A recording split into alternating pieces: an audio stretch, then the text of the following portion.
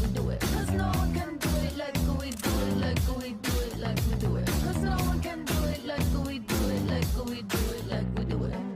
We got the right stuff. We put the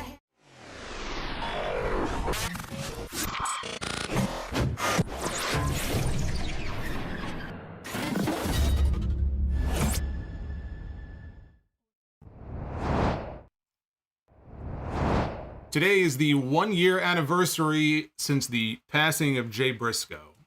38 years old. It was 1 year ago today. I was streaming right here on this channel when the news came in and broke live. One of the saddest stories. Unfortunately, not the only major loss, but one of the saddest stories to come out of wrestling in 2023. And tonight on Dynamite, Mark Briscoe walked out on stage and he introduced Jay Briscoe's kids, his son and his 2 daughters, including the older daughter, who they said might never walk again. She walked out there on stage tonight during Dynamite in one of the most emotional moments that you will ever see on a wrestling television show. It's an amazing moment, bittersweet and sad, but also something that was great to see because honestly, we hadn't heard much of anything about the daughters since last year. We know that they were, very badly injured and they were in the hospital. They got released from the hospital and there really haven't been very many updates on them since then. So to see them on the show tonight with smiles on their faces, being able to walk out there side by side with their uncle, it was just one of those moments that was very, very cool. As sad as the story is, 1 year later, still a very, very awesome moment. What else was awesome tonight was the main event, which was Samoa Joe defending the AEW World Heavyweight Championship against the 28-1 Hook. Now, a lot was made about this match last week, all the social media garbage, Tony Khan and Jinder Mahal and all that stuff. And Hook and Jinder kind of got sucked into the whole thing and it became this tribal war between warring fan factions about who's better than who deserves a title match. Tonight, all that shit washed away. We had the title match on Monday. We had a title match tonight.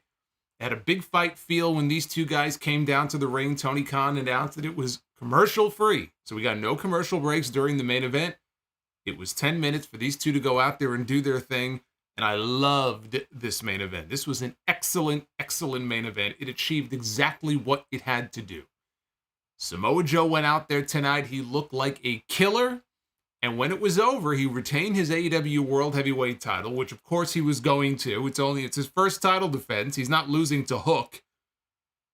So he won and retained his championship. But Hook in the process came out of the match tonight, even in defeat. Only his second defeat. He came out of this match better off than he was going into it.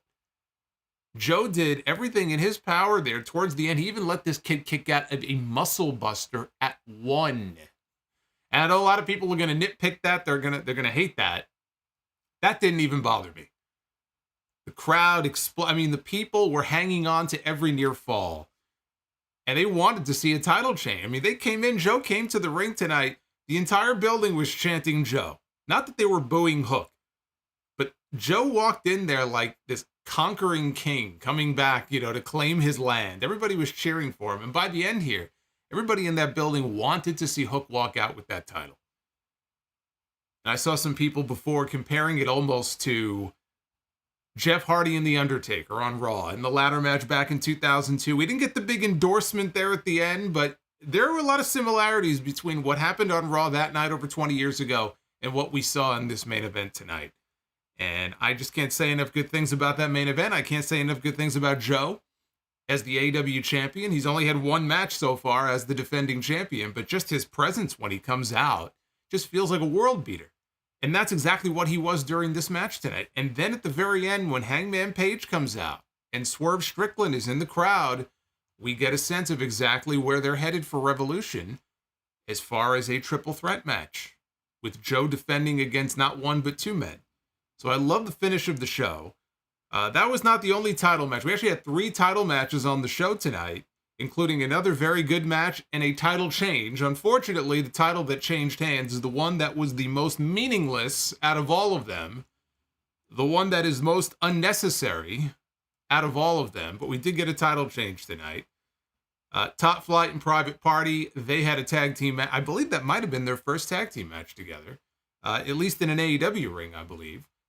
With Mark Quinn back after over a year on the shelf. It was nice to see him back.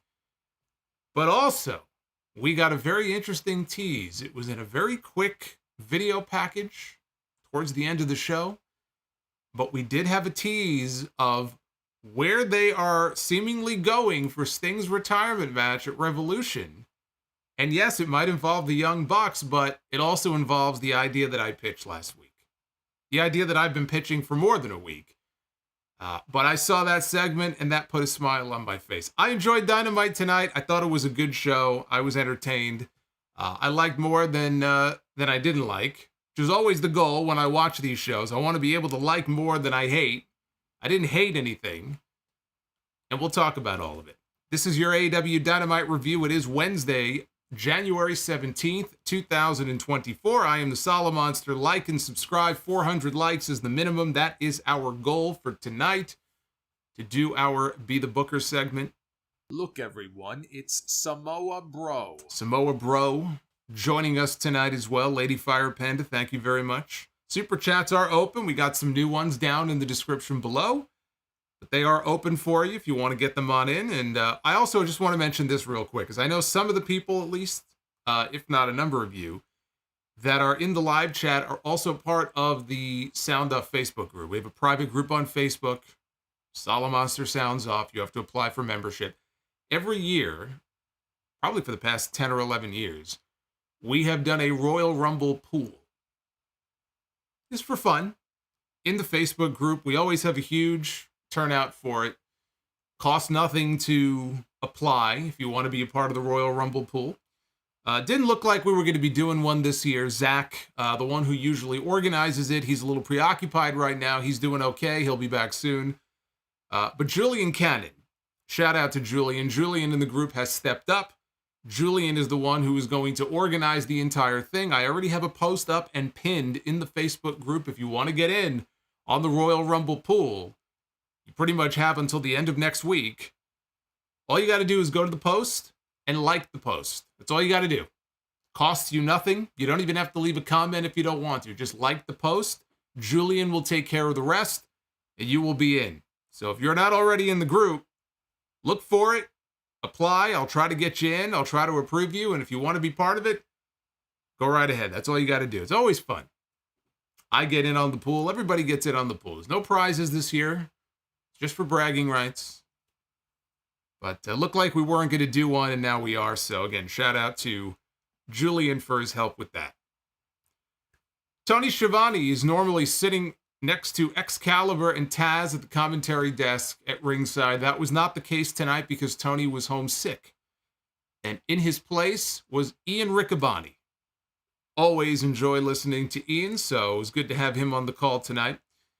And they opened the show with the first of 3 title matches on Dynamite tonight. This one for the TNT Championship with Christian Cage defending against Dustin Rhodes.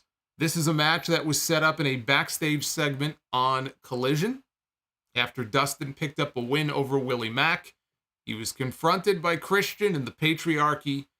It led to this match here on the show. You know, Dustin, it occurred to me now as we have flipped the calendar, we are now in 2024, that the year before last, at the end of 2022, Dustin publicly said that he was planning on retiring in 2023. And so Dustin Rhodes, his retirement went the way that most wrestler retirements go. 2023 has come and gone. And here we are, the beginning of 2024. Not only is Dustin Rhodes still wrestling, he is challenging for the TNT Championship. So he had a little change of heart. He's going to go a little bit longer. But look, the man can still go, right? Dustin, he's slowed down. He has slowed down a little bit, but he can still crank out a great match when he has to. Tonight was a good example of that. Christian baited him in for a test of strength, which of course led to a cheap shot. And Dustin responded with a snap power slam. Christian took a break outside the ring to catch his breath. Dustin went on offense until Christian fought off a superplex, and that sent Dustin to the floor. followed by a dive from the top by Christian onto Dustin on the floor. So Christian was in control through the picture-in-picture break. He dodged a crossbody attempt, but then Dustin avoided a top rope headbutt. Dustin hit a Manhattan drop and hit his signature running bulldog for a 2 count. He avoided an eye poke, and then he slingshot Christian into the corner, and Dustin wanted the crotch kick that he does, the Shattered Dreams. I know he doesn't call it that anymore, but that's what it is. He wanted the Shattered Dreams. Yambag City, as Taz would call it, but Cage got free. Dustin responded with a drop-down punch and a code red for a 2 count. He teased the dive. As he was about to launch himself through the ropes, though, Christian caught him and cut him off with a right hand. And then he hit a frog splash, Christian did. Only got a 2 count. So Christian grabbed the TNT title. He was arguing with Aubrey Edwards, who took the title away from him. Dustin got a visible cradle. He had dead to rights. He had Christian dead to rights. Referee's back was turned. Nick Wayne gets into the ring, and he reverses the cradle pin. Dustin kicked out at 2 anyway. So Dustin wanted another bulldog. Christian dodged it. He went to the second rope. He got his legs swept. And this time Dustin got the, I guess he calls it the unnatural kick. He got the unnatural kick. Dustin then got a superplex.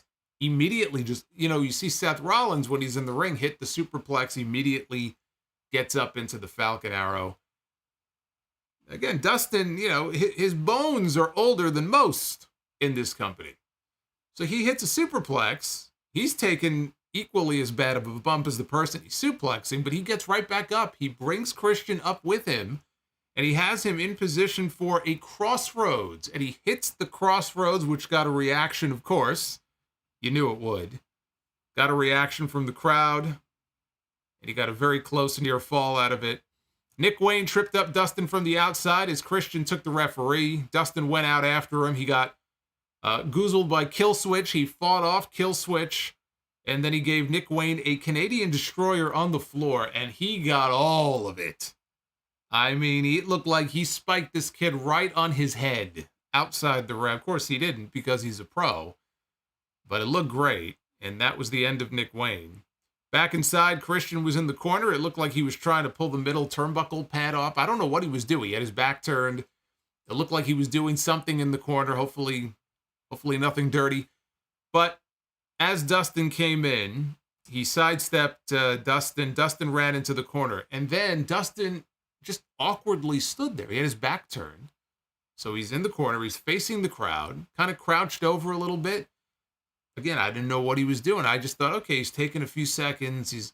And he stood there, and he stood there, and he stood there a little bit longer for like an awkward period of time. And I guess maybe he got the wind knocked out of him legitimately, or he was just selling for a long time. But eventually he turned around, and he walked right into a spear. Christian then hit the kill switch, not to be confused with the kill switch outside the ring. He hit the kill switch. He had the match won, but Dustin kicked out. He kicked out very late, but he kicked out.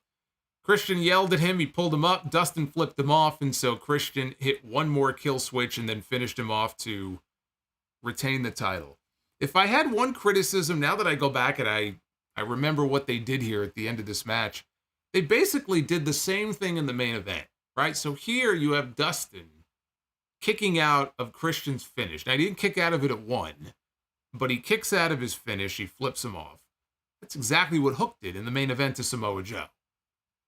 So maybe I would have avoided doing that here and just saved that for the main event. But I thought it was an enjoyable opener. Hot crowd to start things out. I don't know how many more of these Dustin has left. Again, he wanted to hang it up last year. Obviously, he had second thoughts. I don't know if he's going to go the entire year this year. I don't know. I don't know how many of these he has left, but he did tell Sports Illustrated that every time he has a match now, it takes him about a week to recover. Although he did admit he was still feeling now he may have just been saying that. He was saying he was still feeling the effects of the Swerve Strickland match. He was kind of in and out of character in the interview. But he says it takes about a week for him his body to really recover when he has a match. But he had a really good one here tonight. You got two veterans in there, right? Showing what they can do. Hats off to them. No Adam Copeland. Copeland has been doing this open challenge gimmick on Collision. It's wrestling these random matches. And it feels very random, but again, it's part of the story because Christian basically sent him to the back of the line. And so now the story is that Copeland, he's got to just start racking up wins so he can work his way back up into title contention, which of course is a goofy idea to begin with because we've had people on this show. I mean, we had Daniel Garcia not that long ago, right? Issue a challenge to MJF to an AEW World title match. I was going to say Hook, but Hook has a 28-1 record. So you could at least say that Hook has built up his record enough to where if he wants to call out the champion, it makes sense. But I guess Copeland has to work his way back up into title contention. But he was not on the show tonight. So we go to the back, and they gave Renee a workout tonight because she was interviewing people left and right up and down this show. Renee was there to interview Swerve Strickland, and she asked if he would have his eyes on tonight's main event with Samoa Joe and Hook. And he said he would be foolish not to be paying attention. He says whoever wins, it doesn't matter because he's laser focused on winning the AEW World Heavyweight title. He said coming out of the Continental Classic, he's the one that everybody has been talking about. Everybody's been talking about Swerve. He said he's going to go after that title. Renee said Hangman Page is another man going after the AEW World title. And Swerve said that he's got his eyes on everything. He's got his eyes on everything. He's got his eyes on everyone. And he put over Hangman. He put over Hangman. He said all the men he's beaten. He mentioned Kenny Omega and Bryan Danielson. He said even Jon Moxley in a Texas death match. More recently, he's beaten Roderick Strong and J.D. Drake and Claudio Castagnoli. He said if God opened up the clouds above us and he descended from the heavens and challenged everybody to face him, he said Hangman might have a chance. He said all of these things are true. He's beaten them all except him. He's beaten all these people, but he has not beaten Hangman, or he's not beaten Swerve. Swerve has beaten Hangman twice. And he says, whose house? Swerve's house. When they came back, they aired highlights of the street fight for the AEW World Tag Team titles that aired on, well, it was technically after Collision. They had their Battle of the Belts special on Saturday night. And they had Sammy Guevara for the finish. He jumped 25 feet in the air off a lighting truss next to the stage. He crashed through the stage. Powerhouse Hobbs pulled Ricky Starks out of harm's way because Sammy and Jericho have issues with the Callis family. And so Takeshita got involved and he hit Jericho with a kendo stick. Jericho and Sammy did not win the tag team titles. And I have to just say here what I said on the podcast this weekend. I watched that street fight on Saturday, and it was an actual street fight. Very rarely do we get street fights in wrestling these days that will start out in the streets. Yeah, maybe they'll start in the ring and they'll brawl into the crowd. If we're lucky, they'll go backstage. They started in the streets outside the arena. They were out there for a while. They did the old Howard Finkel spot where Howard Finkel, his poor rental car, out in Manhattan, parked right outside the Manhattan Center back on Raw in 93. Shawn Michaels and Mr. Perfect, they ended up on the car, broke the windshield. Nobody told Howard they were going to do that. We even had a Howard Finkel reference on commentary when they did that spot. But they brawled out there for a while, then they brawled backstage. Eventually, they made their way into the arena. I thought it was great. As street fights go, that's exactly what I would hope to see if you're going to have a street fight. So I actually really enjoyed that match on Saturday. Now back live, Renee was in the back with Chris Jericho, who put the blame on the Don Callis family for their loss and for Sammy being out hurt. That's why he was not on the show tonight. He blamed Takeshita for hitting him with a kendo stick to cause him to get powerbombed through a table. He said, so what do I get to use on you for revenge? Maybe a barbed wire baseball bat, maybe a pane of glass, maybe a pizza cutter. Said he's going to seek and destroy his ass.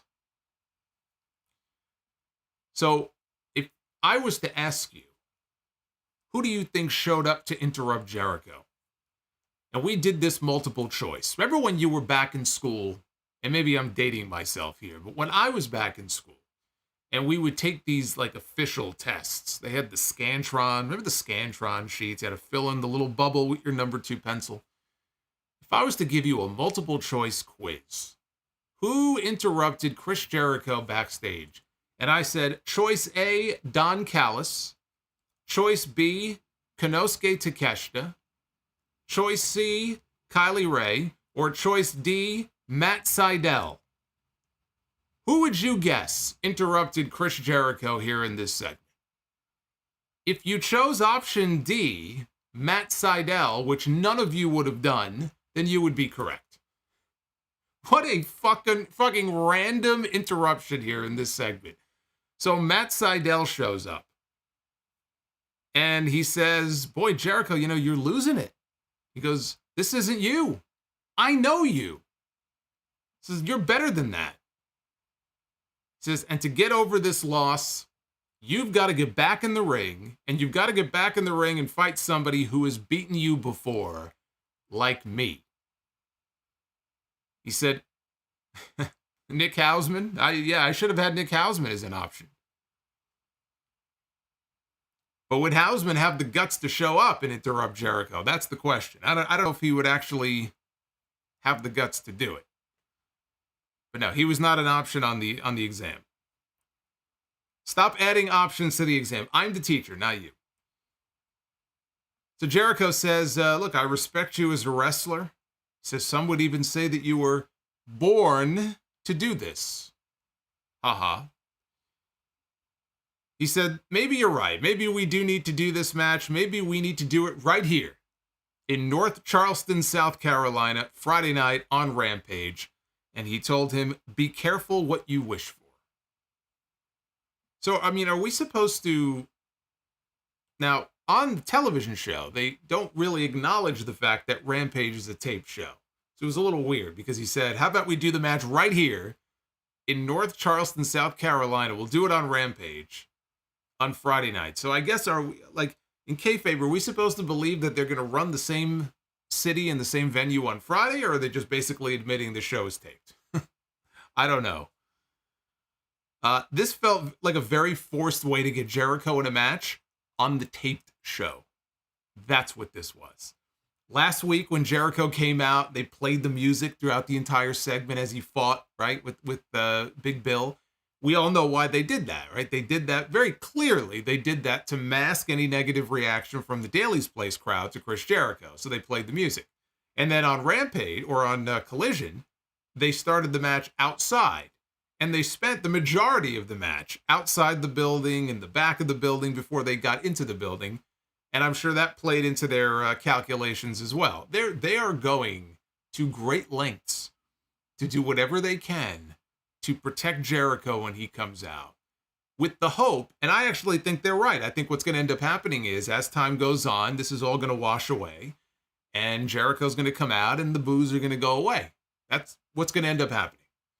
But for the time being, they want to avoid the chants, they want to avoid the boos, they want to avoid any kind of negativity, and so Jericho is going to wrestle on Rampage. When's the last time we saw Jericho wrestle on Rampage? Isn't he normally doing commentary on Rampage? So now we're getting a Chris Jericho match on the taped show. So that should there be any negative reaction, and I didn't hear any, because they had the live crowd reaction when he was in the back. I don't know if they turned the volume down, which is possible, right? I wasn't in the building, so I can't say for sure if they booed him or not. But they're going to do the match on Friday night so that they can edit out any negative reaction. That's why Jericho is wrestling Matt Sydal, of all people. Like, where the fuck did this match come from? That's why Jericho's going to be on Rampage Friday night. You're not getting one over on me. I know what you're doing. You can be sneaky about it, but I know exactly what you're doing. Orange Cassidy and Trent Beretta in a tag team match against Penta and Commander, and they had Rey Fenix out there with them. Rey Fenix is still recovering from injuries. He'll be back soon. Commander escaped a tree of woe and sent Beretta to the floor. He launched Cassidy into the corner. Penta made the hot tag. He ran wild with some sling blades. He got a stalling made in Japan on Cassidy, and Commander wiped out Trent with a dive. Beretta saved his partner from an assisted Fear Factor, and Cassidy laid out Penta with the round-the-world DDT. Penta blindsided Beretta with a pump kick and a step-up Canadian Destroyer. Commander hit a rope walk splash for 2, which Cassidy was the one who broke up the fall. So Commander wanted a Phoenix Splash. Beretta avoided it and hit a running knee to turn Commander inside out. Penta tried a springboard. Cassidy shoved his partner aside and hit Beach Break. An orange punch sent Commander into Beretta, who hit the Crunchy to pick up the win for Best Friends. After the match, Roderick Strong and the Kingdom came to the ring. Strong told Cassidy to take off his glasses. He questioned, which he never did, by the way. And he questioned if being the international champion maybe has become a little too much for him since he's now doing tag team matches. And Strong said that title belongs to him, said that he is coming for the title. Cassidy said, all right, fine. We'll do the match right here, right now. And of course, everybody popped because they wanted to see another title match on the show. And the logical thing to do here, as the heel, if you're Roderick Strong and Orange Cassidy is offering himself, he's offering you a title opportunity after he just got done wrestling a match, you would think that Roderick Strong would take him up on that offer, but oh no. Roderick Strong said, we're not going to do the match tonight. We're going to do the match on March 3rd at Revolution. And I'm going to let you spend the next 6 weeks knowing that that title is coming to me. Okay. I don't know what kind of warped logic that is. Obviously, they wanted to save the match for the pay-per-view, and that's the way that they went about doing it, but I just think it made Roddy look like an idiot. No surprise, though, that he would be next in line for a shot at the title. They only had Adam Cole come out on television twice and tell us flat out that Roderick Strong was going after the international title, so of course, we knew this match was coming. If the Undisputed Kingdom is being positioned as the top heel faction in this company, and you could argue that the Callis family is still the top faction, right? Because really, what has the Undisputed Kingdom done so far, right? Nothing yet, nothing of note. But if they're going to be the top heel faction in this company, then they have to deliver on their promises. They have to bring gold into the fold. Now, they have the Ring of Honor World Tag Team titles. Who gives a shit? Okay, who cares?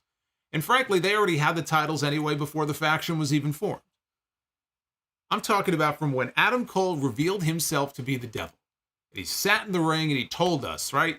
We have Roddy is going to go after this title, and Wardlow is going to go after that title. And when I'm recovered, he's going to hand me the AEW World title.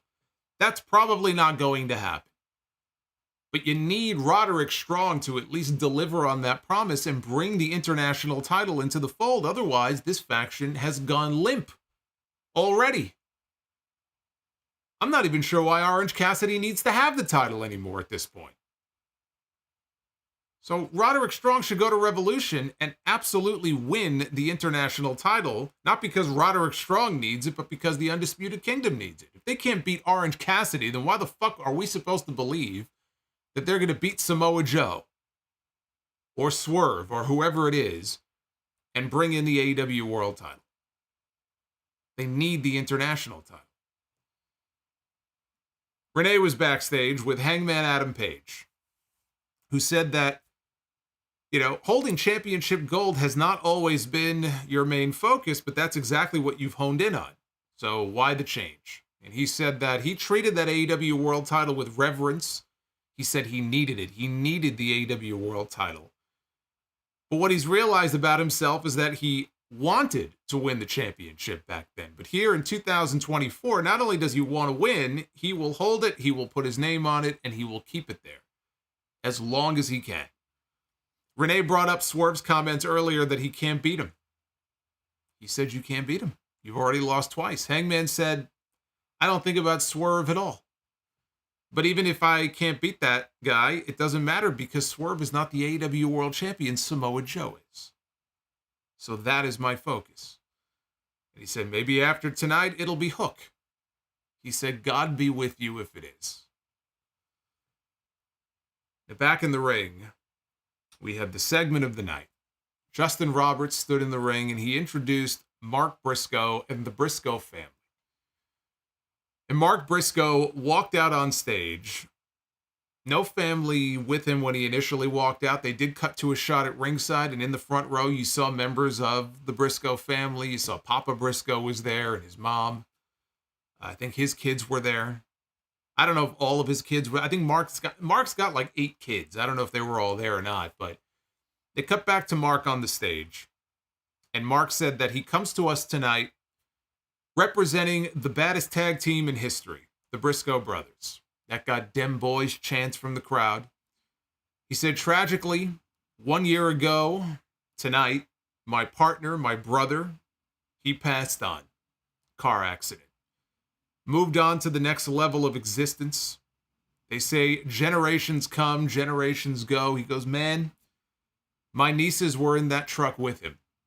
And you could hear a pin drop at this point in this crowd. I mean, they were paying attention to what this man had to say. And he said, tragically, they told his oldest niece that she would never walk again. However, and at that point, Jay's son and his 2 daughters, Gracie and Jaylee, walked out. I think they had Dem Boys shirts on also. Again, these are 2 girls who were in the truck with him when he died. It was a terrible wreck.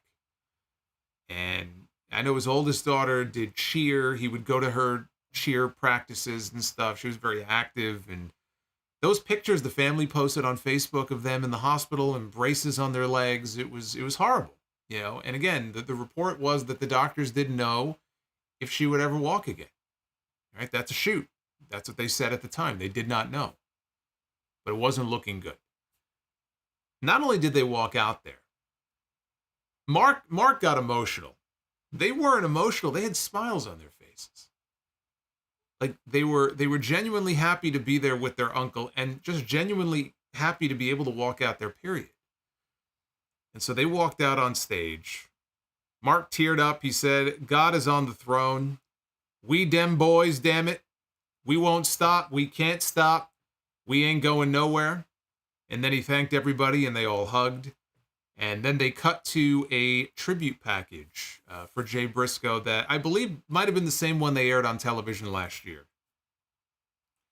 I was not expecting to be so emotional during a segment here on Dynamite, but I knew it was the anniversary and I was going to open and mention it, but I didn't know that they were going to do something on the show. Now, Tony Khan did acknowledge it on Twitter earlier today, but I didn't know they were going to do this segment on the show.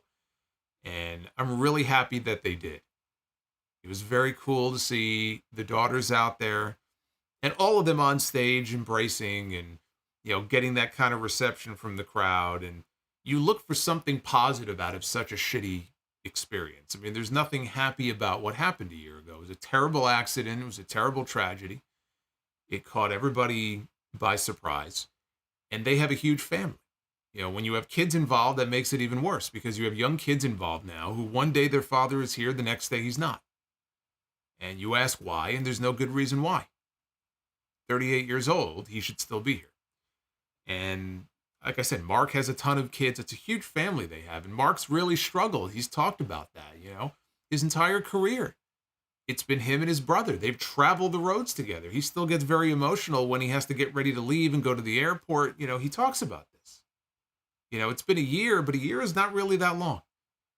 You know, I'm not sure you really ever get over something like that. So out of that horrendous experience, it was nice to see something positive here on this show. So this was the segment of the night. Nothing could touch this. This was just great to see. And we went back to Renee. We went back to Renee for the 3rd time tonight. I said they kept this woman very busy here on this show. So we go back to Renee, and she's sitting down with the Young Bucks. This was 1 week after the Bucks walked out at the end of Dynamite last week. You remember Sting, Darby against Takeshita and Powerhouse Hobbs. They had that Tornado Tag Team match. Sting got the win for his team. Tony Schiavone got in the ring, and he asked Sting, who do you got in mind? Or do you have anybody in mind as your final opponent for Revolution? Because they hadn't really addressed it up until this point. That's when the Young Bucks walked out on stage. They have a bit of a new look.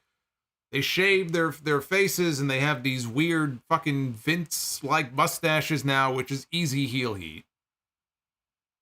Although these days, just walking out, period, is probably good heel heat for the Young Bucks. But they never addressed the crowd, right? Nothing was said. They left it to lead you to believe that the Bucks are going to be Sting's final opponent at Revolution. So here with Renee, she said, you guys requested this time. And before she could even say anything else, Nick Jackson cut her off and asked her to call them by their God-given names, Nicholas and Matthew Jackson. You see, he said, we're executive vice presidents around here, and it's time to take these jobs a little more serious. If only they had had that attitude a year and a half ago. Or if only they had had that attitude a year ago. If they took those jobs as EVPs a little more seriously, maybe we could have gotten everybody in the room together. But that's for another day. Renee brought up the temper tantrums and the public meltdowns. You know, they lost at Full Gear. The rumors, right? She mentioned the rumors without actually mentioning what the rumors were. So Matt cut her off and said, some of these rumors, all fake. But let's say hypothetically speaking, let's say that some of the rumors are actually true. What would you do to preserve and protect your life's work, your baby, right? You and John have a beautiful daughter, don't you? What would you do? And what would you be willing to lose? Relationships with your friends and coworkers? How about your reputation or your legacy? Out the window. Would you be willing to do that in hindsight if you knew that there would be a sustaining, thriving wrestling company called AEW? Says, hell yeah, and I would do it all over again. By the way, you got your paycheck this week? Good, right? He was making a point. Says, you're welcome. So Renee brought up Sting. And Matt said, when we started AEW, we said that we were going to change the world, and that's exactly what we did. It was out with the old, in with the new. And somewhere along the way, we did lose our way. He said it was like the culture shifted and the toxicity crept into the locker rooms. And the perception of the company was just different. Different. The perception of the company was different. Now, this was a very interesting, if you pay attention to the words that he was using, this is very, very interesting. It's going to get a lot of people talking here. He talked about the perception of the company change. And he said he thinks he knows why. It's because they started to lean on yesterday's self-serving, superficial, cancerous superstars. And he says, you mentioned Sting. He said, Sting is none of those things. Sting is none of those things. He's great. He's a role model employee. Sting is awesome. And he's actually envious of Sting. He's envious about the way that people talk about this man. Says maybe people will talk about us that way one day. But it's about what Sting represents. The image of Sting is not in line with what they wanted to do here in AEW. So unfortunately for Sting, we are going to have to say goodbye to Sting. And everybody likes Sting. And we, he says we, the royal we, would never ask anybody to do something that we weren't willing to do ourselves. So Renee asked them, is that an official call out? Are you officially calling out Sting for his retirement match at Revolution? Nick then pulled out his phone. He showed Matt something on his phone. He said, as EVPs, we'll pull some strings. And then they got up to go leave, and Matt told her, we've got a meeting to go get to. Now, people are going to be very upset about this promo. People are going to be upset, and that's the point. That's the whole fucking point of the promo, is to upset people. Because a lot of people don't like the Young Bucks. And a lot of people don't like the idea of the Young Bucks being Sting's final opponents. So they're leaning into it. They're leaning into it, even though if you pay attention to what he said here, right? What he said here, what Matt Jackson said here, really should make them baby faces to their fans. But because there is this hatred of the Young Bucks, and because they were so smug about it here in this segment, it's supposed to get them heat. And I think this heel turn, I said this a few weeks ago, this heel turn is exactly what the Young Bucks need, because the Young Bucks are ice cold right now. The Young Bucks have no direction.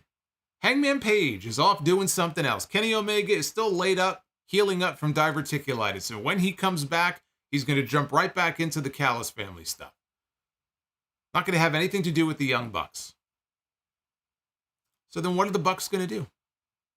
You got to come up with an idea for the Young Bucks. As baby faces, there just isn't anything for them to really do. And there's already this hatred for them, so why not tap into that and use that? Why not use that to your advantage? And that's what they're starting to do here. This heel turn is exactly what they needed to do. I think actually leaning in on the EVP stuff is a smart thing to do. It's not like the AEW audience doesn't know that they're EVPs in the company. And it's not like it hasn't been brought up on television before anyway, right? People know. The AEW audience, they know. They know that they're EVPs. So why not lean into it, right? Everybody knows, everybody's aware of the different controversies that have taken place over the past year and a half. And if there's one thing that people don't like, it is executive, and this is a good life lesson too, not just in wrestling, but if there's one thing that people don't like, it is executives that abuse their power, or the perception that you are an executive and you are in some way, shape, or form abusing your power. And no matter what certain fans believe, and you already have fans online, you have people from a certain cult who believe in their heart, there's no way that Sting chose the Young Bucks as his final opponents. This is clearly a situation where the Young Bucks have politicked their way into this match at Revolution against Sting's will, or they planted the idea in the man's head, even though every other report that has come out so far contradicts that and says that Sting wanted the Young Bucks as his opponents, that the Young Bucks were not even supposed to be back on TV yet. That the Young Bucks were called back early because they accepted the offer when Sting came to them and said, hey, would you be my final match in AEW? And if you're the Young Bucks, then why the hell would you say no to that? Of course, you're going to say, of course, it would be an honor. It would be an honor to share the ring with you in your final match at Revolution. But you have people who don't believe that. No. It can't be true. It can't be true. Or people turning on Sting and saying, well, then Sting, there's a reason why Sting's not a booker. Tony Khan should have stepped in then and overruled Sting, and he should have given Sting a different opponent. But you know that if it came out that Tony Khan was going against the wishes of Sting and wanted to do something himself, oh, well, Tony Khan, how could he do such a thing? He's disrespecting a legend here. Let Sting do what he wants in his final match.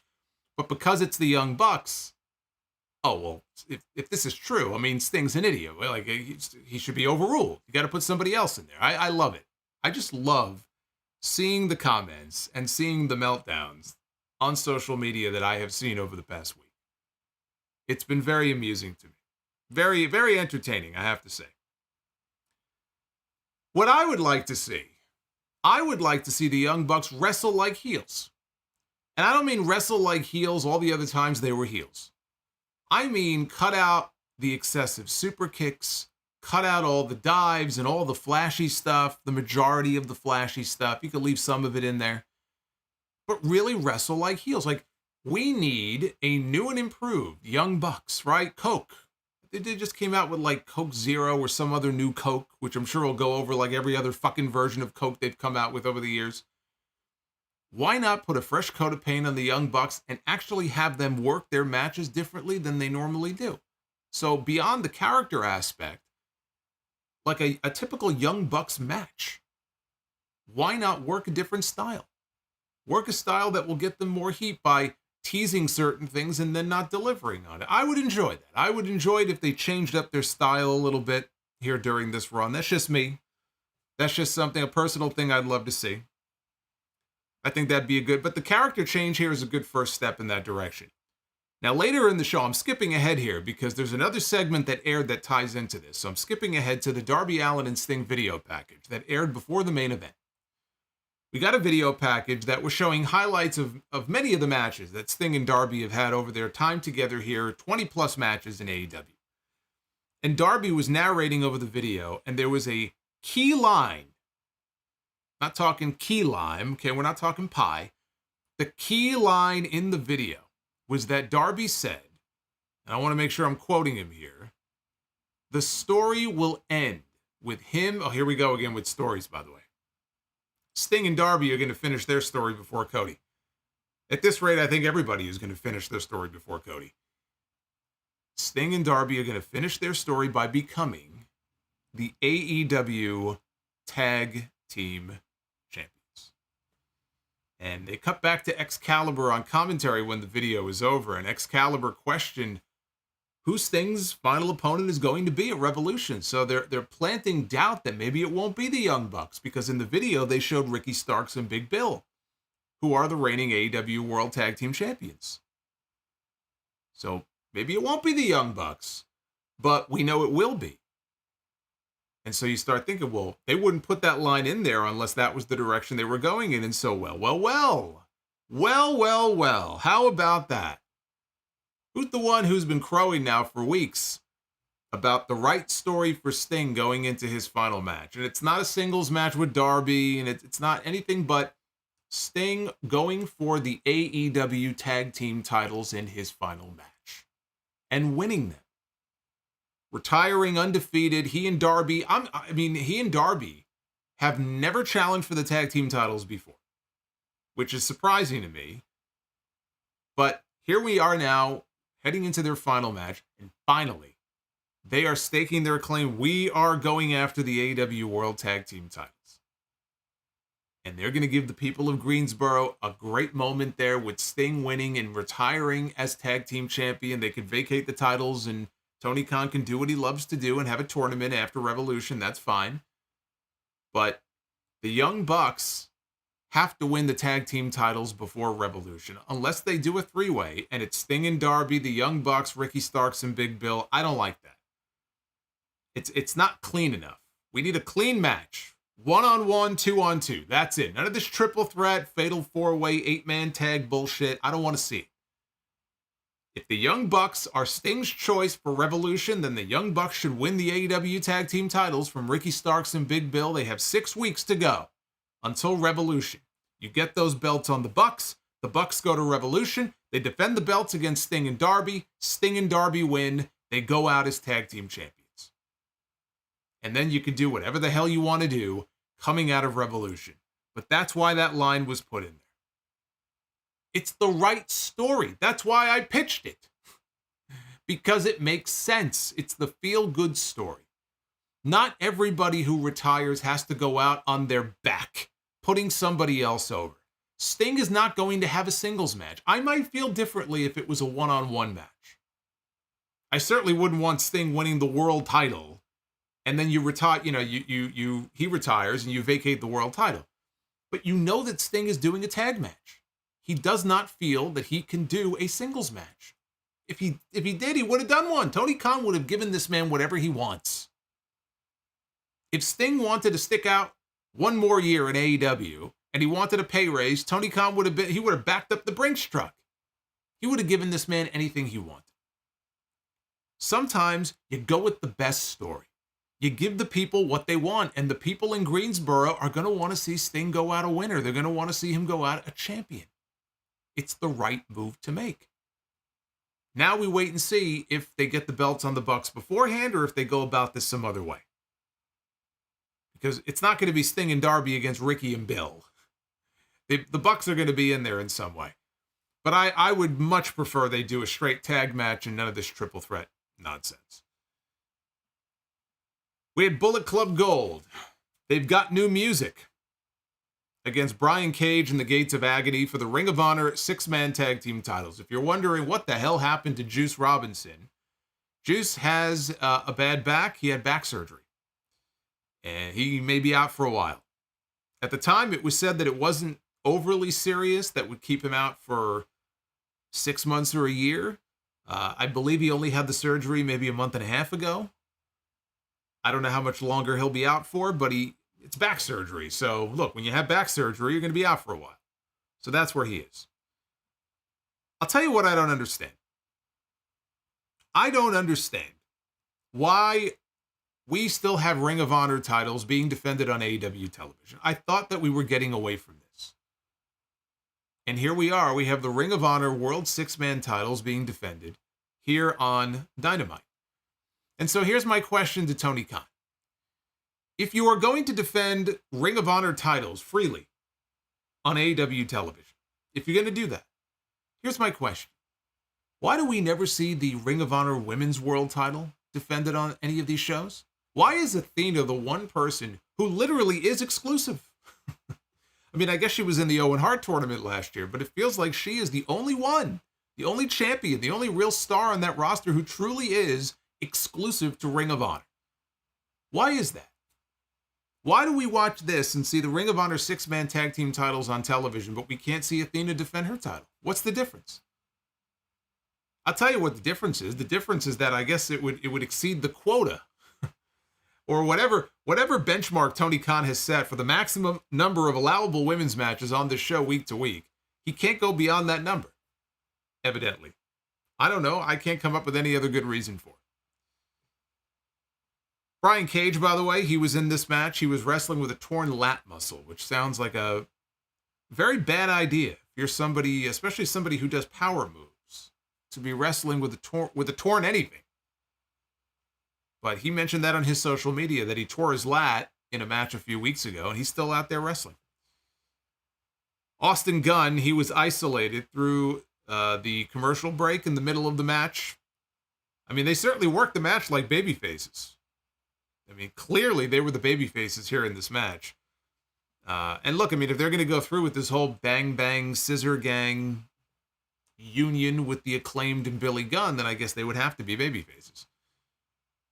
When things came back, Austin made the hot tag to Colton, who ran wild and actually got a nice reaction. Colton showed off his athleticism, some corner splashes. He hit his father's old one and only finish. Only got 2. Colton wanted a famouser. He turned his back, though, and was met with a pounce from Toa Leona. We got a swinging assisted powerbomb that led to a Bishop Cone air raid crash for a near fall. Cage tried to whip Leona into Jay White and Austin Gunn, who both dodged it, and Leona flew over the barricade into the timekeeper's area. Cage got dropped with the 310 to Yuma by the Guns, leaving Cone and White alone. Prince Nana then tripped up Jay White, which allowed Cone to hit a fireman's carry gutbuster for 2. Cone took the referee, and Nana wanted a belt shot. But here comes Anthony Bowens, and Bowens sprints down to the ring, and he took the title away from him. Jay White then laid out Cone with the Blade Runner, and he pinned him to win the match and the Ring of Honor World Six-Man titles for Bullet Club Gold. After the match, the Acclaimed and Billy Gunn, they stood on stage with their AEW Trios titles because we got 2 of them. We have 2 sets of Trios titles now on this show. And Bullet Club Gold had their belts in the ring. They realized that it was Anthony Bowen's assist that helped get them the win. So now we have 2 sets of Trios champions on this show, which is completely unnecessary, but obviously this is going to play into the story they're telling with Bullet Club Gold and the Acclaimed. And they're going to tease it out for a while, and eventually we're probably going to get the union between them. Or Bullet Club Gold will just sucker them in and say, hey, fuckers, you know, you fell for it, and then they'll go back to being heels, which honestly is what I would prefer. I kind of hope that it is all just a swerve and we're not going to get Jay White roped into this nonsense. But if they're going to do this, if they're going to do what I think they're going to do, which is build to a match of Revolution between the 2 sides, just unify the belts at that point. Do we really need 2 sets of Trios titles? Even Ring of Honor itself, even if they were just on Ring of Honor, do we need Ring of Honor 6-man tag team belts? I mean, you could argue, do we even need AEW Trios belts at this point? If you were going to keep one over the other, those would be the ones that you would keep. We don't need 2 sets of belts. We really don't. And I feel like we see these belts at least as much, if not more so, on AEW than we even see them on Ring of Honor. So just unify them. Just unify them into one. Adam Cole was backstage with Wardlow, who Cole said has not even scratched the surface of what he is capable of. Being in the Undisputed Kingdom makes Wardlow unbeatable. He said that Wardlow is going to go down as the most dominant AEW wrestler of all time. Wardlow will mow down everybody until there's no one left, and the AEW World title is the property of the Undisputed Kingdom. And Wardlow, in response to all this, used Adam Cole's line and simply said, "Boom," to close out the promo. Vince McMahon's vision has finally been realized. It hit me like a ton of bricks as I'm watching this segment. I'm watching Adam Cole stand there in the back next to the big man, cutting a promo for him like a manager. And it just hit me like a bolt of lightning that Vince McMahon's vision has been realized. Adam Cole is a manager for the big guy. It took a while, but he finally got there. This is where we are. Adam Cole is officially a manager. See, he was right all along. I guess he knew all along. Timeless Toni Storm. I love Timeless Toni Storm. One of my favorite parts of the show. She was out to do commentary with Luther and Mariah May standing behind her. Out to do commentary for Deonna Purrazzo one-on-one with Anna Jay. Purrazzo was honing in on Anna's taped-up right shoulder. After dodging a corner charge, Jay hit a neck breaker through the ropes on the apron before they went to the picture-in-picture break. Purrazzo mounted her comeback with a knee lift leg sweep combo and then followed with a pump kick for 2. Jay answered with a backstabber, and then Purrazzo sank in a Fujiwara armbar, but Anna Jay was able to make it to the ropes. Both ladies got up. They traded forearms. Purrazzo sidestepped a home run shot and then sank in the Venus de Milo for the verbal submission. So another win here, her second win for Deonna Purrazzo. She got her first win on Collision over Red Velvet, and now here over Anna Jay. Toni Storm, though, during this match, they would cut back to her. And Toni Storm, she was wild on commentary. She was feeding macaroons, which are very good, by the way. Coconut macaroons, fucking awesome. I'd love for her to feed macaroons to me. How do I get that job? Ian Riccaboni, hey, he had the job of the night tonight. He sat there on commentary. He was being hand-fed macaroons by Toni Storm, who thought that Ian was Tony Schiavone, and she was complimenting him on his new haircut and shaving his beard. Called him Schiavone. She thought he was Tony Schiavone, but looked better. And then at one point during the match, she also said to Ian, "I don't know what you're doing with your feet under this table, but please do it harder." Everyone, I don't care what you do in life, whatever it is that you do for a living, when you wake up in the morning and you go to work, everyone should aspire to have as much fun at their job as Toni Storm is having at hers. Because she is clearly enjoying herself and clearly relishing in this gimmick, and I'm loving it. It's one of my favorite things on AEW television. So after the match, Renee got in the ring and asked Deonna Purrazzo if she had anything to say to Toni Storm. And Deonna said that she doesn't know what's gotten into Toni.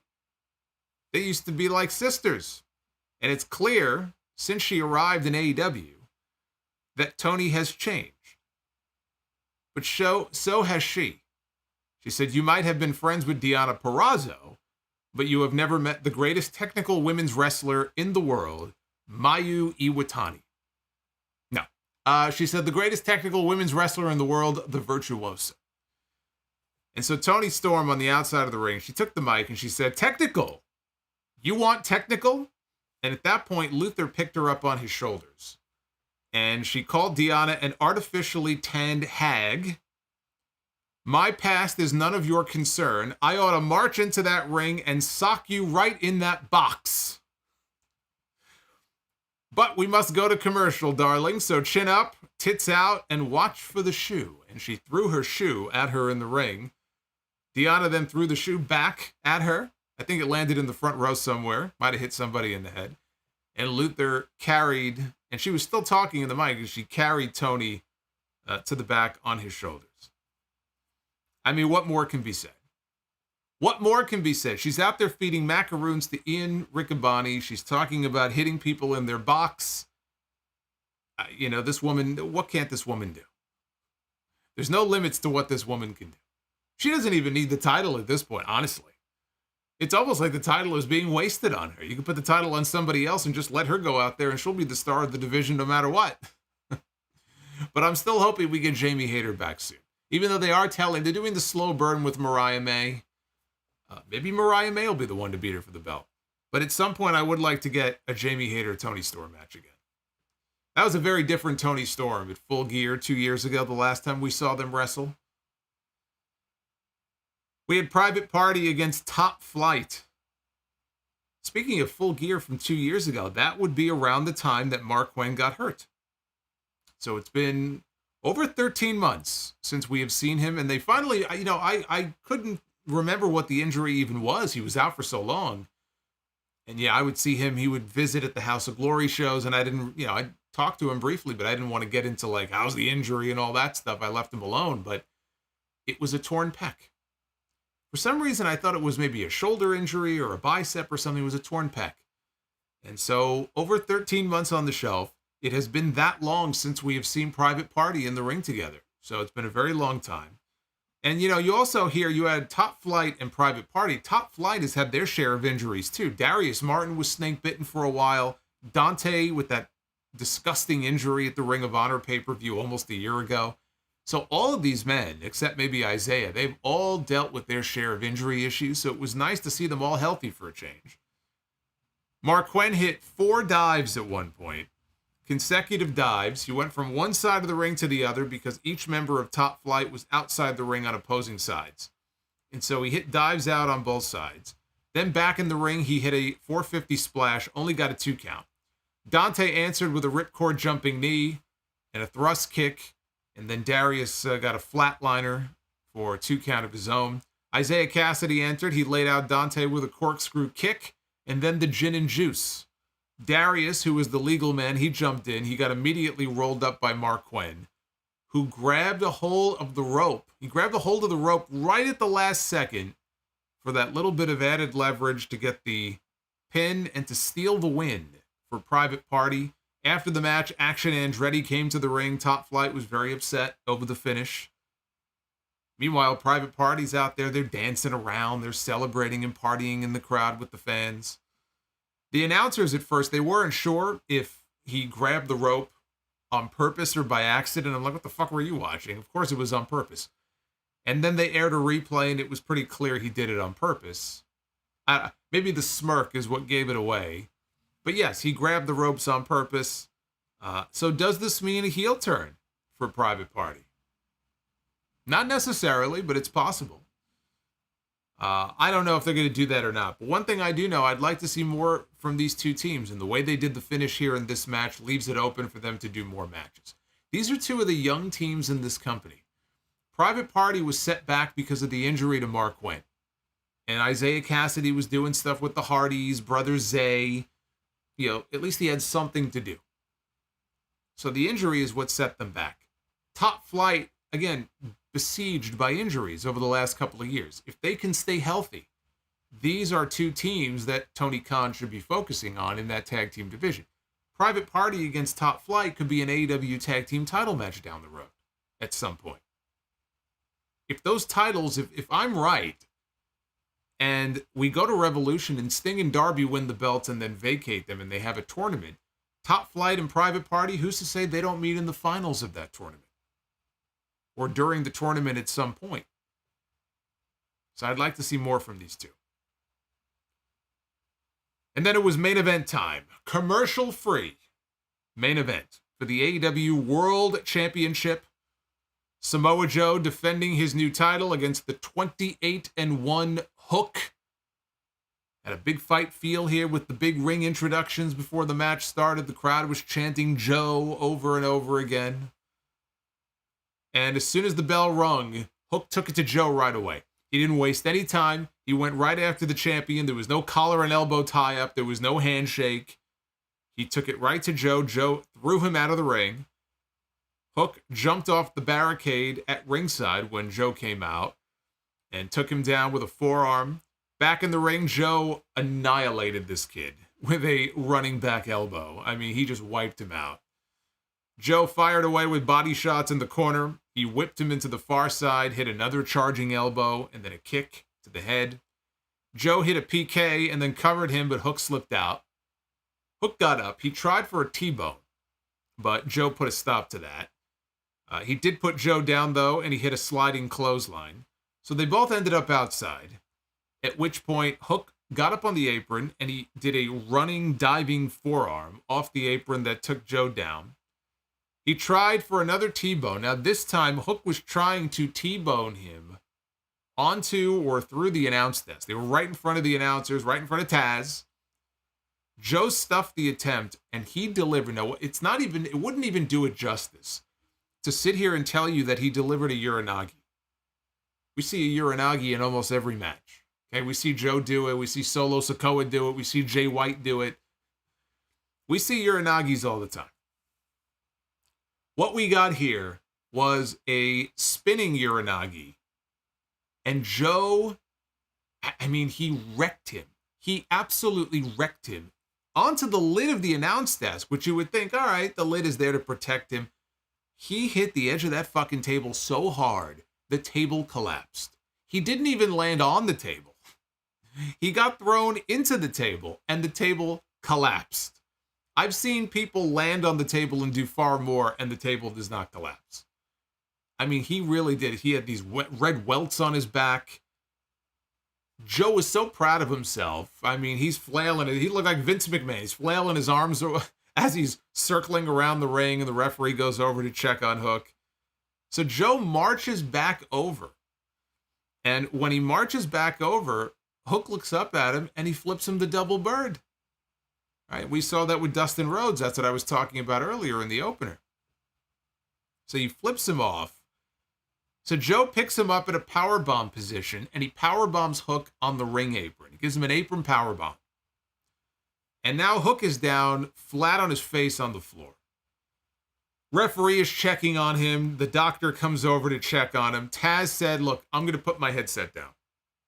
Because Excalibur said, I'm sure this is tough for you to see. And Taz is like, you know what? I'm going to take my headset off for a second. Obviously expressing concern for his boy. So Joe got back in the ring. Bryce Remsburg now begins his count. And when Bryce got to the count of 9, Hook was back up to his feet. He shoved Doc Samson away, and he dove back into the ring. Joe got off a snap power slam, and he covered him. Hook kicked out. Joe then got him up on his shoulders, and he dropped him with a Death Valley driver, and again, Hook kicked out. Joe got Hook seated on the top rope, and you know what that means. He got him up on his shoulders in position for the Muscle Buster. And he dropped him, and that was it. That should have been it, right? He hit the Muscle Buster on this kid. That's his finish. Nighty-night. It's all over. We've seen Joe win titles before with that move. Hits the Muscle Buster. He covers Hook. Not only was this not it, Hook kicked out at 1. Joe let this fucker kick out of the Muscle Buster at 1. Right? That says a lot. I mean, when I say Joe gave him a lot and made him look like $1 million, this right here is the biggest reason why. That's a big deal. Because you might say, people who didn't like the fact that Hook was even getting a title match or thought it was a joke, like, what has he ever done, right? Well, again, at least they've taken care to build up a record for him where you could at least justify the fact that, okay, this kid's 28-1. He's spitting out a challenge. Okay. All right, fine, right? But when you do something like this is how you help get somebody over. You don't just do that for anybody. He was doing him a huge solid by letting him kick out of that move. And because of that, because we never see people kick out at 1, usually not even at 3, from the Muscle Buster, the crowd erupted. Joe had a look on his face like he couldn't believe it. So Hook gets up, he hits the ropes, he comes off with a clothesline. He comes off again with a second clothesline. He comes off again with a third clothesline. He's building momentum. Now you can hear the crowd. It's building, right? Now they're getting behind this kid. They want to see him win that championship. Taz is on commentary. He cussed, obviously. I don't know what he said, but they censored it. So obviously he said something. Hook got Joe up, and he took him over for a T-bone suplex. The fans at this point, they were losing their minds. Hook tried to lock in Red Rum, but he countered out of it, and Joe locked on the Coquina clutch. And that's never a good thing. He got him trapped in the clutch, right in the middle of the ring. Hook tried to fight out of it. He faded. Eventually, he went out. Bryce Remsburg lifted the arm once. He lifted the arm twice. He lifted the arm for a third time, and just like MJF at World's End, the arm went down. And still, your AEW World Heavyweight Champion, Samoa Joe. Joe leaves the ring, and Hook starts to get back up, and he's screaming at Joe, "That's all you got? That's all you got?" Joe gets back in the ring. He kicks this kid right in the crotch, puts him back on the top rope, gets him back on his shoulders, and he delivers a second muscle buster. Hook is getting up again. He's starting to get up again. This time, though, as Joe slides back into the ring, we hear Hangman Page's music. And he sprints down to the ring. Joe bails. And as Joe is retreating up the ramp, he looks over. Back at ringside in the crowd, he can see Swerve Strickland and Prince Nana. And now his eyes get all large because he realizes that he is surrounded here in the ring and in the crowd by challengers to his throne. He is surrounded by people who are gunning for him. He's got a target on his back and his front. These two men want him, and they want that AEW World title. So Joe left. Hangman turned his attention to Swerve in the crowd. They stared at each other. Swerve smiled, and he ended up leaving. Hangman went to go help Hook to his feet. They played Hook's music. Hook lightly pushed him back. "I don't need your help." And Hook left on his own with his FTW title. And he got a nice reaction on the way out. This went a little under 10 minutes. It was very nice to have the commercial-free aspect here. It would have really killed the flow of the match if we had to do a one last picture-in-picture. So it was nice to not have to worry about any commercials here during this match. Ooh, oh, ooh, oh, ooh, oh, ooh. That can only mean one thing. It's Vic Joseph. That's the new Vic Joseph Super Chat. Hey, M. Mills, thank you for the $28. Vic Joseph says, ooh, he's very excited. Can you imagine Vic Joseph on commentary for this main event tonight, man? He would have been oohing and eyeing the entire time. It would have been nonstop. This is a great main event. This was a great main event. Joe came off like a killer. Hook got to show a ton of guts. Everything Joe threw at him, he kept coming back. He flipped him off. He kicked out at one. Is that all you got? Because they knew, he was losing. Hook has not lost very often. He's lost one match before, which was, who was that? It was Jack Perry, I think, right? I think that was the one blemish on his record, I think, coming into this match tonight. I think it was against Jack Perry. But they knew he was losing. So how do you protect this kid and make him look good in defeat if everything about him has been about his record? Now he's going to lose. How do you protect him? That's how. He doesn't back down. He took it to Joe from the opening bell. And he never let up. He T-boned this guy. I mean, he had the crowd in the palm of his hand. Hook has not been this over in many months, because he's definitely cooled off from when he was at the apex of his popularity there. He was like this phenom who came out of nowhere, and then he kind of came back down to earth, and he hasn't been this over in a very long time. He lost nothing from this loss to Samoa Joe tonight. He gained is what he did. And I agree with the people who made the comparisons to the Undertaker and Jeff Hardy thing from 2002. Joe didn't endorse him or anything like that when the match was over. But it was very similar. In that match, Undertaker gave Jeff a lot. They really built, everybody was dying to see Undertaker lose that title. And this could be Jeff's big moment. This could be his breakout moment here. And then it wasn't. He fell short. But Undertaker, when that match was over, man, he knew that he was in a fight. And even though he was a heel, he didn't pick him up and beat him up, kick him in the balls, although I guess that's what Joe did here. He kicked him in the balls. But, you know, he basically said, all right, you earned my respect. Good job, kid. And it was a very similar thing here tonight with Hook. So Hook's going to be just fine. You know, there's a lot of promise in his future. He's still a long ways away from even being considered as far as being a world champion. I mean, he's still very new and very green, but obviously there's something there. And if they continue to take their time and build it, honestly, I think somebody like him, I made this comment about Charlie Dempsey a few weeks ago, Regal's kid. WWE worked out a deal to send Regal's kid to All Japan, and he wrestled for the Triple Crown against Nakajima. And from what I saw of the match, they had a hell of a match. And I thought, man, what a shame. What a shame that Regal's kid is in developmental right now in Orlando, because he is someone who I think would have thrived if he would have gone to Japan first. And I don't mean just like a one-off match. I mean, go over there and do tours and work over there, man. He would have thrived, and then he would have been a beast by the time he decided to come either to WWE or AEW.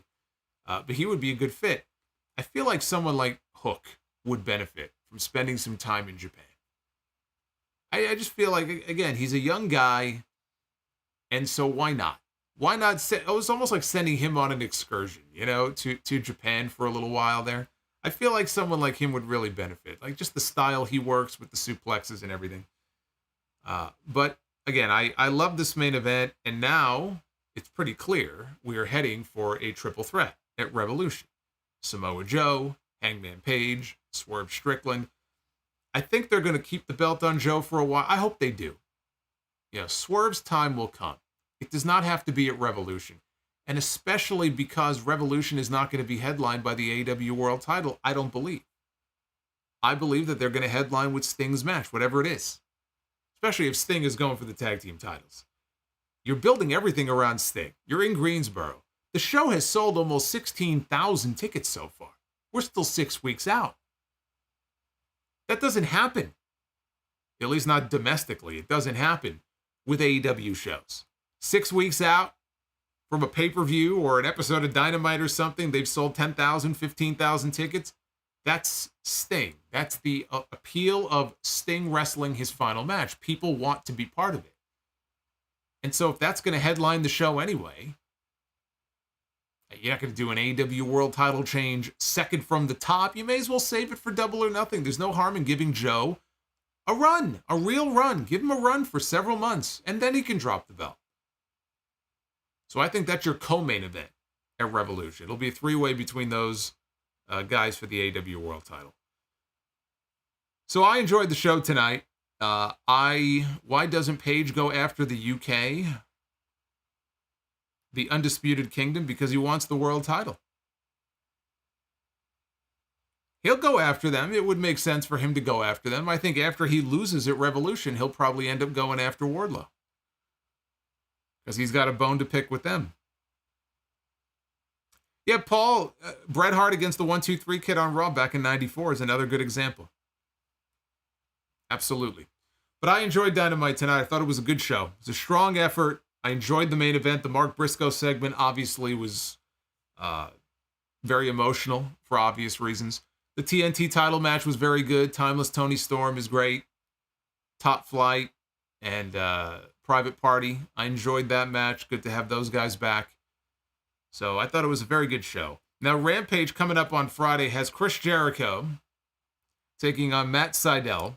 Chris Statlander takes on Queen Aminata. Penta takes on Anthony Henry, and Darby Allin wrestles Jeff Hardy, which I believe would be the first time that they have wrestled since the Owen Hart tournament, I believe. Right before, what was that? Would that have been right before Jeff got popped for his DUI? I think it was, right? So we'll have Darby and Jeff. And then on Collision on Saturday, Eddie Kingston and Ortiz take on Bryan Danielson and Claudio. Buddy Matthews takes on Daniel Garcia, and Jon Moxley returns. I didn't even know he was gone. What was he gone for? 2 weeks? He was in Japan? Well, I know he's been back. He was at Battle in the Valley. So we'll get Jon Moxley back on Collision. Have you missed him? Have you missed Jon Moxley? He hasn't been gone long enough for us to miss him. And here he's making his return. 80% of you have given tonight's Dynamite a thumbs up score. 20% thumbs down. That's an excellent score. It's the best score Dynamite's gotten in a while. At Solomonster. Go ahead and vote. Again, the likes goal for tonight is 400. And we're not there yet. So if you want to do Be the Booker, you only got a few minutes left. Get those likes in. We're 360. We don't hit 400, we don't do Be the Booker. It's very simple. All right, let's get to your Super Chats. Doesn't look like we have a lot to go through here, so we might be getting out of here early. The Winston Slip says, we'll start with him. If Hook went to WWE, he would have a pirate gimmick. Well, back in the day he would have. Probably not today, but yeah. If you went to WWE 10 years ago, 20 years ago, 30 years ago, you would have a hook. Bobby's World. I just want to say Deonna Purrazzo is stunning and a damn good wrestler. Fight me. Not you, Solo, just anyone else. Fight me. Yeah, there were a lot of people, when it comes to Deonna Purrazzo, there were a lot of people who really showed their ass and made some very stupid comments this week. Lady Fire Panda, thank you for the $20. Pigeons don't exist. Birds are government spies. And when are we getting the Solomonster bowling video? No comment. No comment. Prince Vegeta says, Hook kicking out of one of the Muscle Busters is ridiculous. Mid-Carders kick out of finishes too much in AEW. It didn't bother me. It does bother me in certain situations. In that situation there, it didn't bother me. I thought it worked. I do agree that just kicking out of finishers in general is overdone. It might bother some people. I'm sure it will. That did not bother me. Barry says, is Eddie and Ray at WrestleMania 21 the best opening match in WrestleMania history, or is there something better? Yeah, it's called Bret Hart and Owen Hart at WrestleMania 10. It's either Bret Hart and Owen Hart at WrestleMania 10 or Triple H and Daniel Bryan at WrestleMania 14. Or 14. I'm thinking 2014. WrestleMania 30 in 2014. But I still say it's Bret versus Owen. I don't think anything's topped it. Be calm, see clearly. I'm a 2-time victim / survivor of gun violence. A 2-time survivor. Be calm. Where do you live? How does that happen twice? Well, I'm glad you're still with us if that's the case. I don't know the circumstances. I don't know where you live, but I mean, that's like being struck by lightning twice. Well, I'm sorry to hear that, but I'm glad that you're with us. A shout out to Issa in the chat.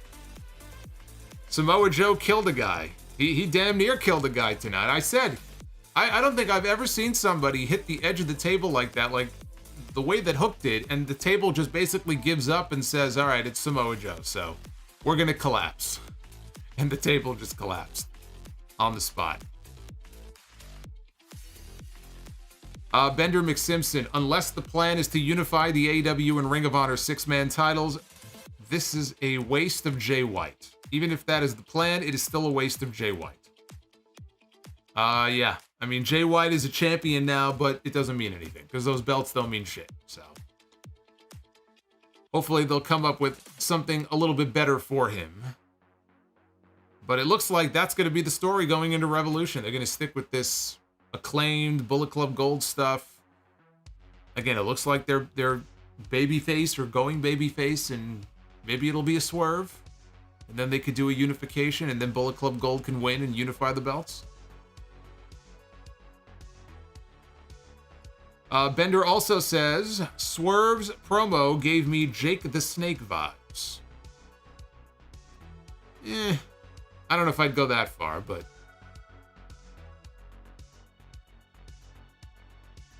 Dylan Hensley. Good news. Just had a meeting with Pops, our head trainer and promoter, and my debut is on the horizon, either February 3rd or February 10th. He meant 3rd. February 3rd or February 10th. Well, you let me know. I have a feeling it won't be on February 3rd. But that is very cool, though. Congrats. You'll keep us posted. Oh, I like that. Nash DTV. $4.99. I wanted to ask, as a Mets fan, how do you deal with your team letting you down every year? Like my Dallas Cowboys always let me down. Well, after a while, you would think the Cowboys fans would be used to it by now. You would think that Jerry Jones would be used to it. I don't know, man. Look, they get your hopes up sometimes. You think this year's going to be different, and then they let you down. I've always said, you know, when my time comes, and hopefully it won't be for a very long time, but when my time comes, I want the New York Mets to lower my casket into the ground so they could let me down one more time. I think it's something the Mets fans and the Cowboys fans have in common. Groovy Goose, to think the last time someone in a Mets jersey won a championship was Vince Russo in WCW. Thanks for the streams, bro. Was he wearing a Mets jersey? Isn't he a Yankees fan? I thought Russo was a Yankees. Are you sure he wasn't wearing a Yankees jersey? I know Russo is a Yankee fan. I don't think he would be wearing a Mets uniform. M. Mills, again, thank you for the $28 Vic Joseph. Boots, has it been determined who is in the championship committee that Joe mentioned, or is Samoa Joe the championship committee? They have not mentioned. The Original Man from Atlanta, 2024. The Joe Hook match reminds me of the Undertaker selling for Jeff Hardy. Yep. I heard a lot of that tonight. Omar, Hook against Joe gave me Jeff Hardy against Undertaker vibes. Yep. Rumpelmane, don't even do it. Don't even do it.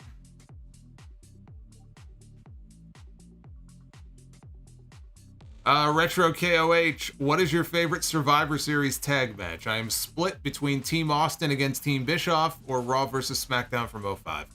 Team Austin against Team Bischoff in 03 is tough to beat. I mean, that was not only was it the last great Survivor Series elimination match, it may well be the great Survivor Series elimination match. I mean, I had some favorites. You know, the one where The Undertaker debuted in 1990 that came down to Brett and DiBiase was always a favorite of mine. I always liked it. I always had a soft spot for it. Yeah, you know what? It may well be. It may well be the one from 03. I'm struggling to come up with one that I think would be better. And Egghead Show, Joe putting Hook on the table made me wince. Or in the table. Yeah, I was going to say. He kind of put him in the table more than he put him on the table. Vince Russo is a San Francisco Giants fan. Yeah, that sounds about right. Guy from New York is a San Francisco Giants fan. That sounds about right. Omar says Russo wore a Yankees helmet and a Giants top. Okay, so yeah, I mean, he wasn't wearing... He wouldn't be wearing Mets stuff no matter what. Now you just reminded me that Vince Russo won the WCW World title, and now I'm pissed off all over again. Let's be the booker. Ladies and gentlemen, it is now time to be the booker. Former WCW World Champion Vince Russo. Need I say more?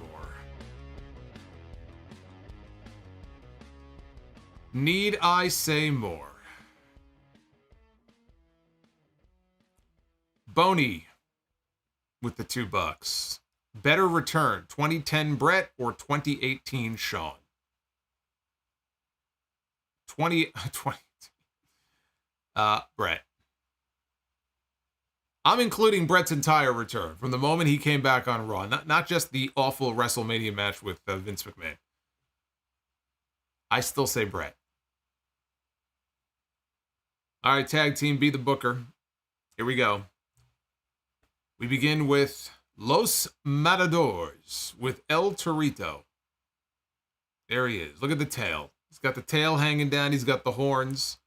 Look at this. The person before who wrote in and said that if Hook had gone to WWE, he would have had like a pirate gimmick. Yeah. I give you Exhibit A. It would have been right around the same time as this shit right here. El Torito and Los Matadors are going to be taking on FTR. If it was almost anybody else, I think I would have given that the buzzer. FTR, though, against the Matadors would have been actually a very good match. And then they could have lifted the bull up in the air and given him the shatter machine, so that probably would have made the whole thing worth it.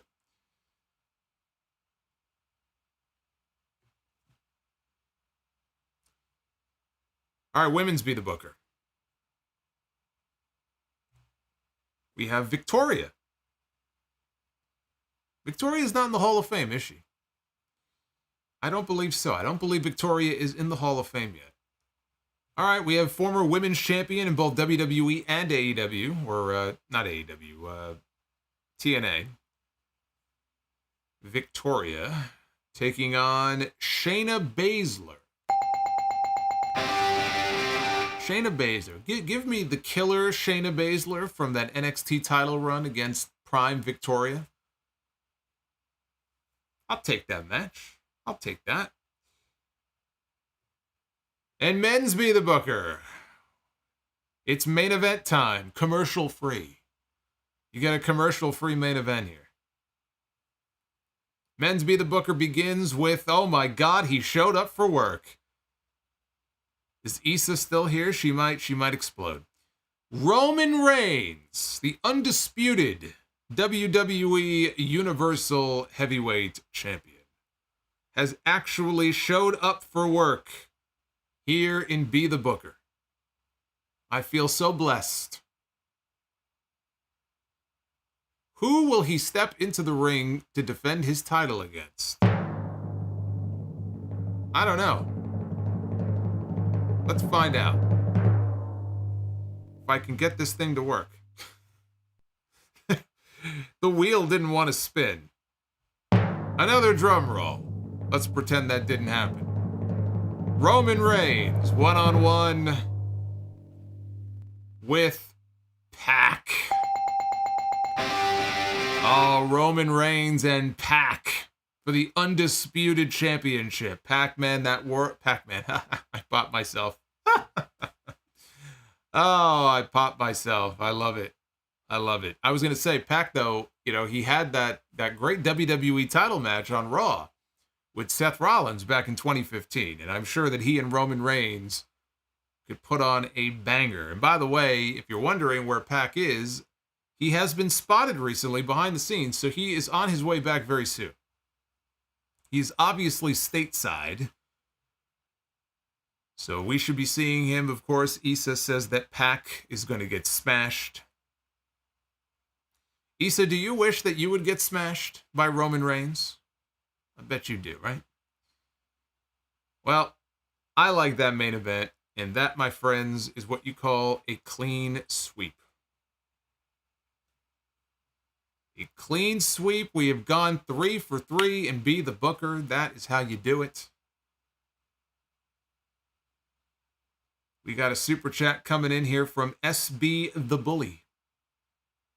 Was there a mention of Taz and Joe's TNA history during the build-up of Joe and Hook? Would that be an interesting twist should they revisit the feud? I don't recall them mentioning it, and it would be interesting. I mean, I would have mentioned it. Maybe they did, and I just, again, didn't hear it. I don't think that they mentioned it, and it's clear that Taz is not going to get physical in any way. Like, even in the slightest way. He's not going to get physical. He's not going to take a bump. otherwise they could have easily worked a spot into the main event tonight, even post-match, where maybe he put his hands on Taz and, for what he did to his kid, they didn't do that. I would have mentioned it, but again, I don't recall them saying anything about it. Taz mentioned that he used to manage Joe.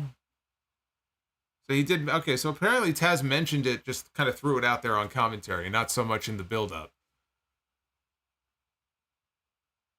So, but they did mention it before the match tonight, I'm being told. So there you go. The Bastard and the Tribal Chief. WrestleMania main event indeed. Well, we are still waiting for an update on the condition of Seth Rollins, and I kind of feel like the silence is not a good thing. They put an update out, and this was a little bit different because they had a match stoppage on the show, so they wanted to let people know when Austin Theory and Carmelo Hayes last week had their little, botched finish there where they bopped heads and they canceled the match. They updated people on social media that they were okay. Here, it was never acknowledged that Rollins may have injured his knee on Monday night, but he did. And supposedly he went to go get an MRI. That was on Monday. He would have maybe had the MRI yesterday. We haven't heard anything yet. So the silence can mean nothing, or the silence can mean something bad. We don't know.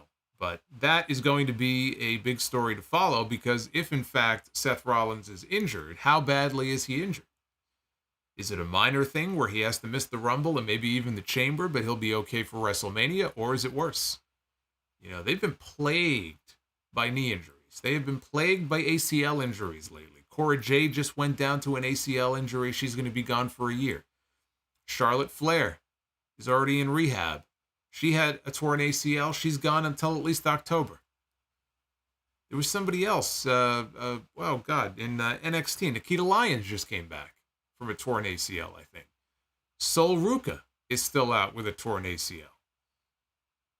So you hope it's nothing that serious on that level, because that would shake up the WrestleMania card if Seth Rollins is going to be out. So hopefully that's not the case. Once we know more, though, we will talk about it. But I don't know. Every day that goes by that we don't get an update to me, I get very worried. Rumpelmane says, Bukkake Wednesdays. That's from the Bukkake Ghost, which is in the Super Chats, thanks to our friend Abu Sika, wherever Abu Sika is. Shout out to him. Yeah, so Sonya Deville's another one. Yeah, Sonya Deville, she's been spotted at the PC, rehabbing. She also is coming back from a torn ACL.